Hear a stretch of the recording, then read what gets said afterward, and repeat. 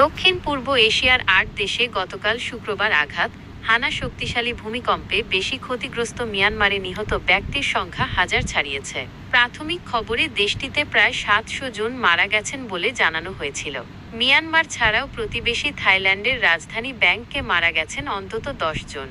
দেশ দুটিতে হতাহত ব্যক্তিদের প্রকৃত সংখ্যা ও ক্ষয়ক্ষতির পরিমাণ বিশেষত মিয়ানমার থেকে তাৎক্ষণিকভাবে পরিষ্কার জানা যায়নি, কেননা মিয়ানমারে গৃহযুদ্ধ চলছে ও সেখান থেকে তথ্য পাওয়া কঠিন।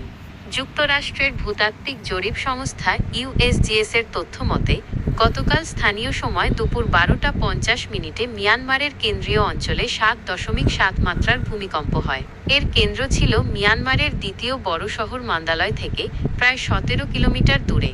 ভূমিকম্পের উৎপত্তিস্থল ছিল ভূপৃষ্ঠের ১০ কিলোমিটার গভীরে।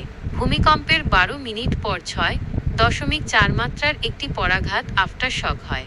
বিশ্বে ভূমিকম্পপ্রবণ অঞ্চলে অবস্থিত দেশগুলোর একটি মিয়ানমার।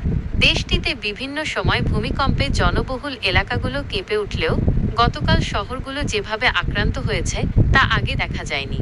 ইউএসজিএস এর অনুমান, দেশটিতে নিহত ব্যক্তিদের সংখ্যা হাজার ছাড়িয়ে যেতে পারে।